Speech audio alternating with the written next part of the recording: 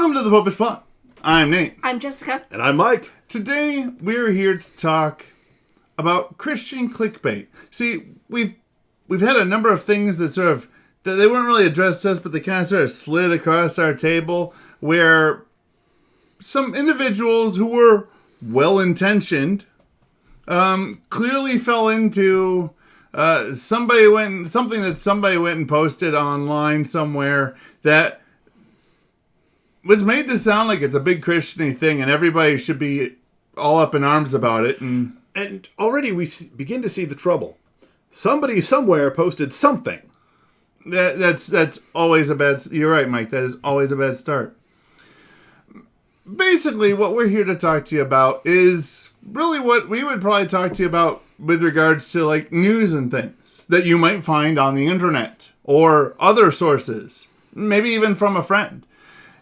Why I get all my news from the internet, I also do not trust news from the internet.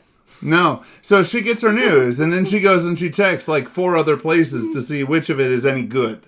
And that's really kind of the thing is, and I feel silly for having to say this, but not all news on the internet is news.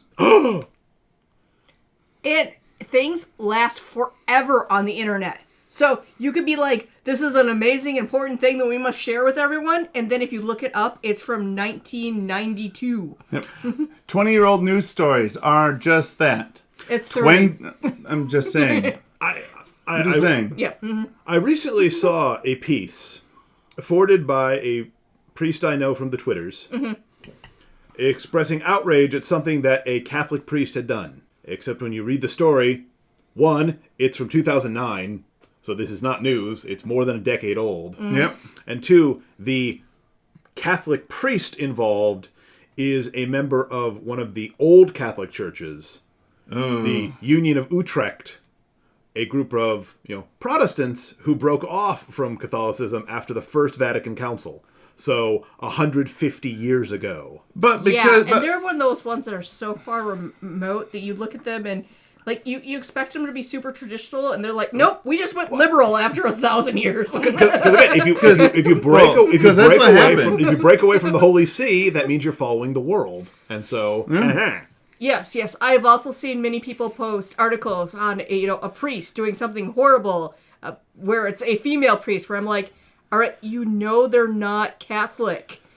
They might be, Church of England, Lutheran, some other group that, calls them priests, but their theology is completely different. So why I disagree with the theology, they're not doing something horrible within their tradition. And we can discuss their theology, but that's a different discussion. Or we could just say that their whole tradition is horrible, but we digress. And part of the problem with all of this Except for Christmas trees. I do like Luther's Christmas trees. I know Boniface did it first, but it was different.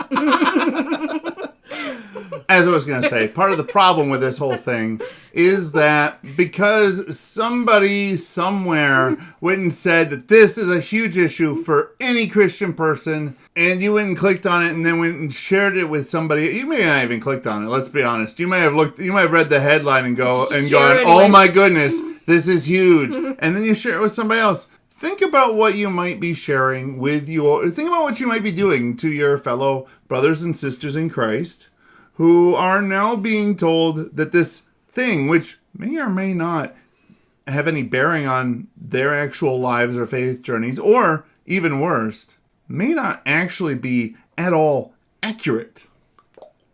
I am more and more convinced that one of the great unacknowledged sins with which we struggle today is scandal.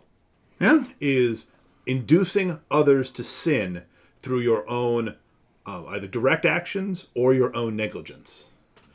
When you post something, how is this going to affect all the people that you know?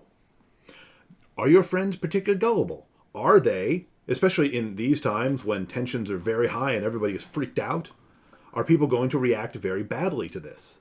Is their peace going to be upset? And another note to be made about this right here is actually excellent evidence for why everybody, I don't care if you went through 12 years of Catholic school and you graduated and you now know everything there is to know about being Catholic, or maybe you worked for 5, 10, 15 years as a catechist. Everybody needs to be continually working on developing, expanding their own catechesis. There is an official preacher to the papal household because the Pope needs to hear people preaching. And those who work around him need to hear other people preaching. There is not one of us who has arrived. Although, I don't know. He's been the preacher for like 3 popes now. I mean, that's pretty, high on the arrived. I'm confident that Father Cantalamessa would still say that he needs to hear things from others. I'm sure he actually does a lot of retreats and other things too, But, so please, continue Or is it 4 popes? to continually form yourself in the Catholic faith. By developing your own catechesis further, regardless of your age or your education or your position in a church, you can then enable yourself to be able to better see and weigh out these things that come at us now in this internet world from every direction. Acknowledging that people write things in a deliberately provocative manner to elicit a very visceral response. That's why it's called clickbait.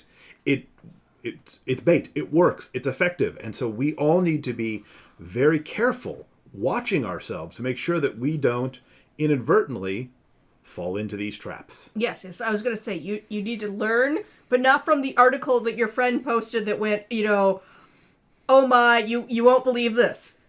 From books and sites and organizations that, you have vetted in some way. Whether, you open the book and it says this bishop approves of what it says, or, everyone agrees that this group has very good stuff and they have like all the notes on the bottom of this is the Vatican document that I'm citing. One thing that I've found to be really interesting, really kind of fun to do, and maybe this is just me, but every so often, I'd like to do it more frequently, but every so often, I pick up my catechism of the Catholic Church, and I go looking for a subject.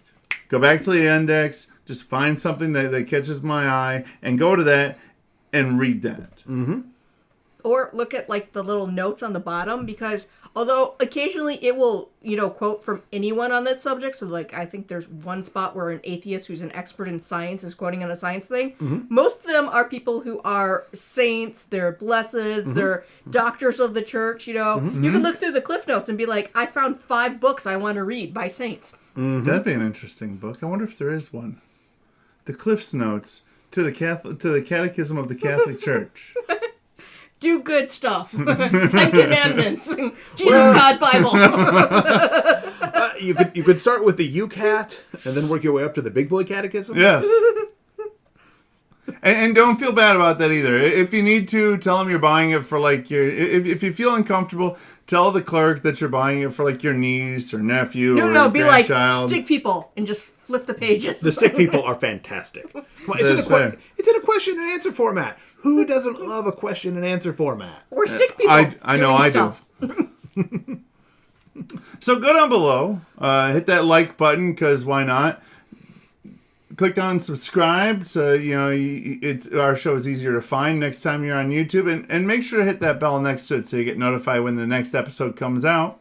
And while you're down there, go down to the comment section and maybe share with us some clickbait that was shared with you, or No. I already have it automatically set up that if anyone except for us and Deacon does that, it's going to block it automatically. All right, so don't share clickbait with us. Don't share clickbait with people.